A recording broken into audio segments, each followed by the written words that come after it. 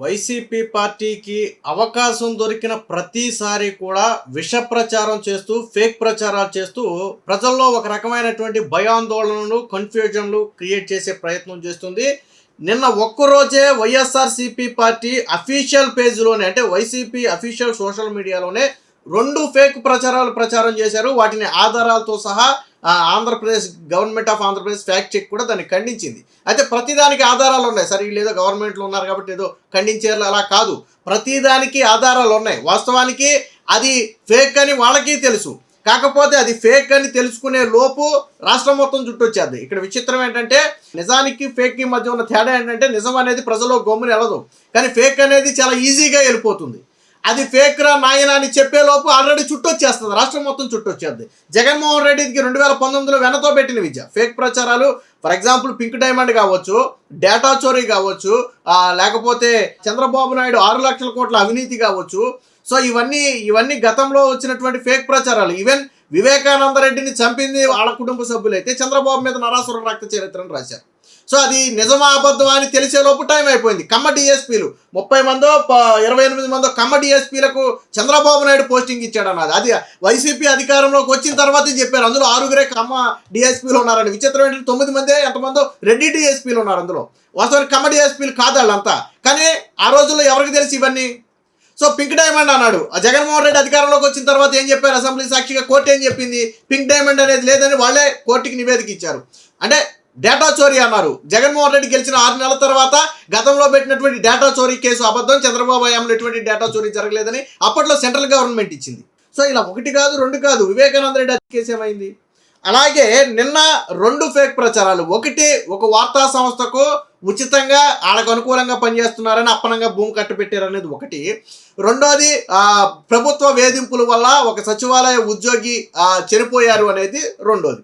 ఈ రెండింటిని ఒకసారి మనం ఫ్యాక్ట్ చెక్ గా మనం పరిశీలిస్తే విశాఖపట్నంలోని పరదేశీపాలెంలో ఆంధ్రజ్యోతికి అంటే ఆమోద పబ్లికేషన్స్ అది.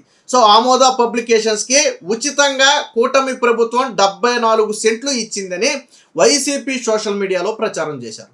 పెద్ద పోస్టర్లు వేశారు. రాధాకృష్ణది, చంద్రబాబు నాయుడుది, పవన్ కళ్యాణ్ చేసి, అంటే చంద్రబాబు నాయుడుకి అనుకూలంగా పనిచేస్తున్న మీడియా కాబట్టి 74 సెంట్లు అప్పనంగా ఇచ్చేశారని రాశారు. వాస్తవానికి ఈ భూమి ఇప్పుడు కాదు. 2017లో ఆమోద పబ్లికేషన్స్ అంటే ఈ ఆంధ్రజ్యోతి ఆ రోజు ఉన్నటువంటి మార్కెట్ ధర ప్రకారం ఎకరం 50 సెంట్ల భూమిని ప్రభుత్వం నుంచి కొనుగోలు చేసింది విత్ రిజిస్ట్రేషన్. అంటే ఎటువంటి ప్రభుత్వం ఆ రోజు ₹1 కూడా కన్స్ట్రక్షన్ ఇవ్వాల. ఆ రోజు యాజ్ పర్ మార్కెట్లో ఎంత రేటు ఉందో అంత రేటు పెట్టి ఎకరం 50 సెంట్లను 2017లో ఆంధ్రజ్యోతి అంటే ఆమోద పబ్లికేషన్స్ కొనుగోలు చేసింది. 2017లో అంటే అప్పుడు కూడా టీడీపీ గవర్నమెంటే ఉంది. తరువాత ఏమైందంటే నేషనల్ హైవే బఫర్ జోన్లోకి అందులో కొంత భాగం వెళ్ళిపోయింది. ఎంత భాగం వెళ్ళిందంటే 74 సెంట్లు. వీళ్ళు కొనుగోలు చేసిన ఎకరం 50 సెంట్లలో అనుకోకుండా నేషనల్ హైవే బఫర్ జోన్లోకి 74 సెంట్లు పోయిందంటే నేషనల్ హైవే దాంట్లో ఒక 74 సెంట్లు పోయింది. అప్పుడు ఏం చేశారు వాళ్ళు? ప్రభుత్వాన్ని అడిగారు, మీరు ఇచ్చిన భూమి మేము కొనుక్కున్నాం కానీ 74 సెంట్లు మాకు హైవేకి వెళ్ళిపోయి మాకు నిరుపయోగంగా మారింది కాబట్టి దానికి ప్రత్యామ్నాయ భూమిని కేటాయించండి అని అడిగితే అప్పుడు ప్రభుత్వం దానికి ప్రత్యామ్నాయ భూమిని కేటాయించింది. ఎంత కేటాయించింది? ఏదైతే 74 సెంట్లు పోయిందో అదే 74 సెంట్లు ఫలితంగా వేరొక చోట భూమిని కేటాయించారు. అయితే జగన్మోహన్ రెడ్డి 2020లో జగన్మోహన్ రెడ్డి దాన్ని రద్దు చేశాడు. అప్పుడు జగన్మోహన్ రెడ్డి సీఎం. ఇది క్లారిటీగానండి. జగన్మోహన్ రెడ్డి ఏం చేశాడంటే ఈ 74 సెంట్లు ఏదైతే బఫర్ జోన్లో నేషనల్ హైవేలో పోయిందని 74 సెంట్లు కేటాయించారో దాన్ని జగన్మోహన్ రెడ్డి ప్రభుత్వం రద్దు చేసింది. రద్దు చేస్తే ఏం చేసింది? ఆమోద పబ్లికేషన్స్ ఏం చేసిందంటే ఈ ఆంధ్రజ్యోతి ఏం చేసిందంటే హైకోర్టుకి వెళ్ళింది. ఏమని వెళ్ళింది? మేము 2017లో ఎకరం 50 సెంట్లు కొనుక్కున్నాం, అందులో 74 సెంట్లు హైవేలో పోయింది, ప్రభుత్వం నుంచి కొన్న తర్వాత పోయింది కాబట్టి ఆ ఫలితంగా మాకు వేరొక చోట భూమిని ప్రభుత్వం కేటాయించింది. ఇప్పుడు ఈ కేటాయించిన భూమిని జగన్మోహన్ రెడ్డి రద్దు చేశాడు. సో మాకు రూల్ ప్రకారం హైవేలో పోయిన భూమిని మాత్రమే మేము తీసుకున్నాం తప్ప ప్రభుత్వం నుండి ఎటువంటి ప్రతిఫలం మేము పొందలేదని చెప్పి హైకోర్టులో ఆమోద పబ్లికేషన్స్ వాదిస్తే ఆమోద పబ్లికేషన్స్ ఆ వాదనతో ఏకీభవించినటువంటి హైకోర్టు 2024 నవంబర్ 29న వారికి ప్రత్యామ్నాయ భూమిని కేటాయించడం కరెక్టే, దాన్ని ప్రభుత్వం రద్దు చేయటం కుదరదు అని గౌరవ హైకోర్టు తీర్పిచ్చింది. ఇక్కడ ఈ జగన్మోహన్ రెడ్డి ఆల్రెడీ రద్దు చేశాడు. వీళ్ళు చెప్తున్న 74 సెంట్లను జగన్మోహన్ రెడ్డి రద్దు చేశాడు. రద్దు చేస్తే వాళ్ళు కోర్టుకి వెళ్ళారు.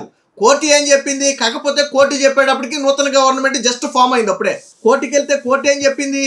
ఈ 74 సెంట్లు లీగల్గానే ప్రభుత్వం కేటాయించింది, దాన్ని రద్దు చేయడం కుదరదు అని చెప్పి జగన్మోహన్ రెడ్డికి లెంపకాయలు వేసింది. వాస్తవానికి ఆయన అప్పుడు సీఎం దిగిపోయాడు అనుకోండి, బట్ లెంపకాయలు వేసింది. పైగా ఏం డైరెక్షన్ ఇచ్చింది హైకోర్టు? వారికి ఆ భూమిని కేటాయించవచ్చు అని డైరెక్షన్స్ ఇస్తే ఆ 2024 నవంబర్ 29న ఏదైతే హైకోర్టు డైరెక్షన్స్ ఇచ్చిందో ఆ హైకోర్టు ఆదేశాలను అమలు చేస్తూ ప్రస్తుత ప్రభుత్వ భూమి మార్పిడి కింద ప్రత్యామ్నాయ భూమిని కేటాయించారు. దీనికి ఇచ్చినటువంటి జీవో 492 తప్ప కొత్త జీవో కాదు. అంటే ఈ 74 సెంట్లకు ఆల్రెడీ గతంలోనే ఆయన పే చేశాడు. కాకపోతే వేరే చోట పే చేశాడు.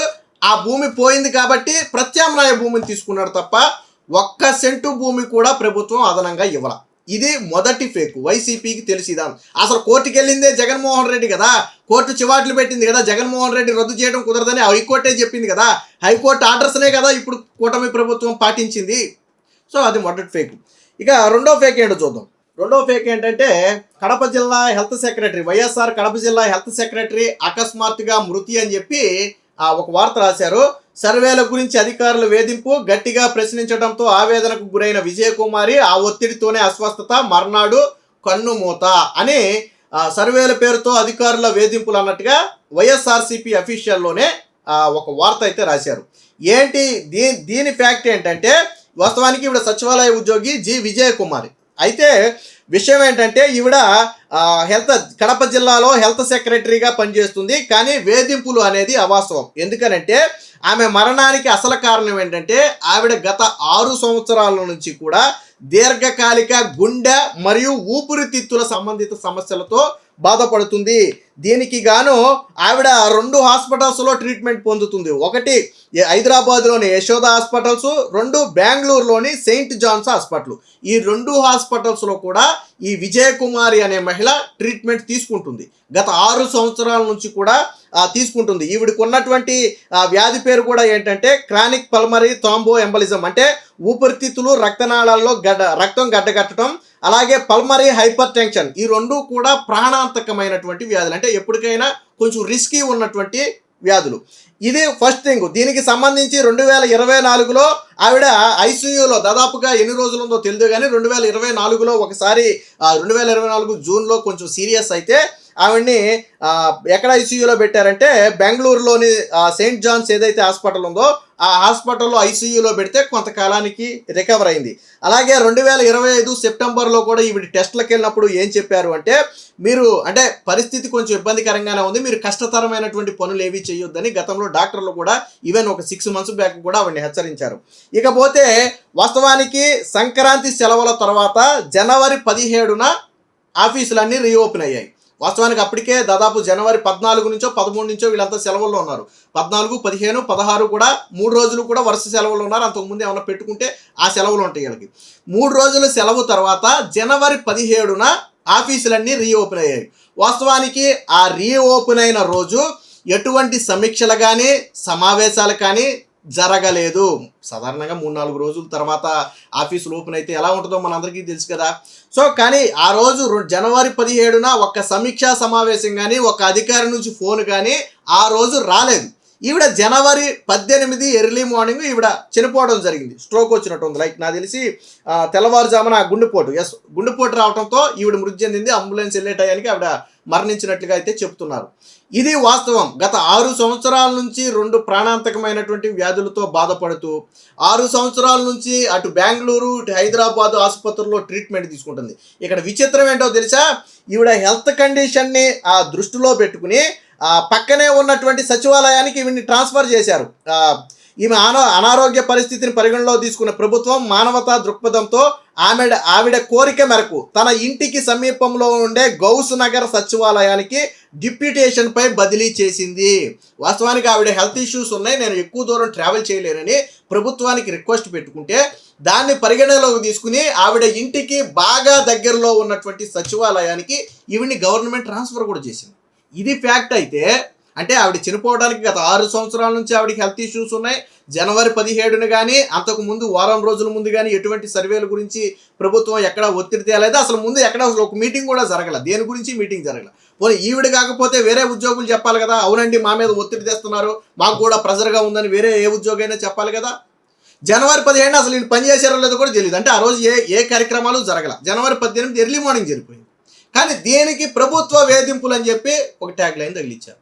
ఈ రెండూ కూడా ఆధారాలు ఉన్నా కానీ పచ్చి అబద్ధాలను వండివార్చింది సాక్షి కావచ్చు, వైసీపీ పార్టీ కావచ్చు. మరి ఎందుకు నిత్యం లగిస్తే కూటమి ప్రభుత్వం మీద ఇలా విషయం జరగడం ఎందుకు? అక్కడ ఆంధ్రజ్యోతికి వాళ్ళు డబ్బులు ఇచ్చి కొనుక్కున్న భూమి హైవేలో పోతే వేరే చోట భూమి ఇచ్చారు. సరే నువ్వు వచ్చాకే రద్దు చేసావు, వాళ్ళు ఇళ్ళు ఎందుకు నువ్వు వచ్చాకే రద్దు చేస్తే కోర్టు రద్దు చేయడం కుదరదని చెప్పి తీర్పిచ్చింది. ఆ భూమిని యథావిధిగా కొనసాగించండి, ఇవ్వడం తప్పు కాదని చెప్పి కోర్టే చెప్పింది. ఇక్కడేమో ఈవిడ్ని పక్కనే ఉన్నటువంటి సచివాలయానికి బదిలీ చేయటమే కాకుండా ఆవిడకి వర్క్ ఫెసిలిటీ కూడా కల్పిస్తే వెసులుబాటు, దీని మీద మళ్ళీ విషయం. సో వైసీపీ చేసే నీచ రాజకీయాలు ఎలా ఉంటాయి అనడానికి ఈ 2 ఘటనలే ఒక ఉదాహరణ. Please subscribe to Leo news for more videos.